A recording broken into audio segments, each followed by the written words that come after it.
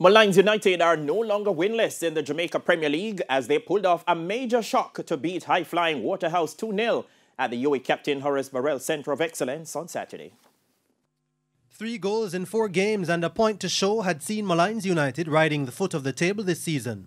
But the second-year entrants put a break on their poor run as they toppled leaders Waterhouse in a game they were given little chance of even taking a point.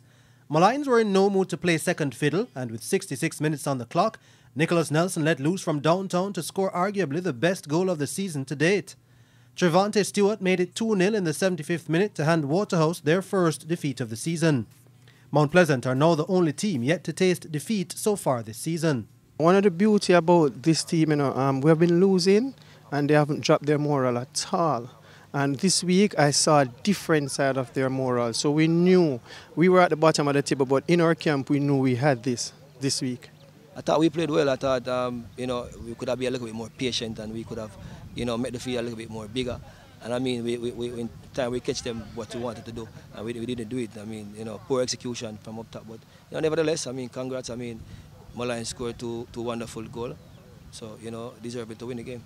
Humble Lion will have to wait another day for their first win as they had to come from behind in a 1-1 draw with Portmore United.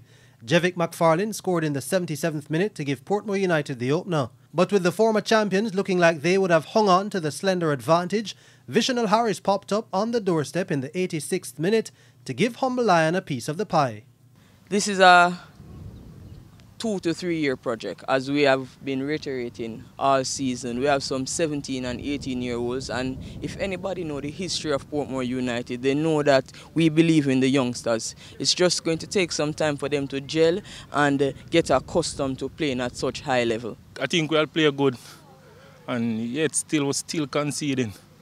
This has been the first game that we did not concede in the first half, and about a latter part in the game we concede. I think it's a problem, but I think we just have to continue work. Another 2 games will be played on Sunday.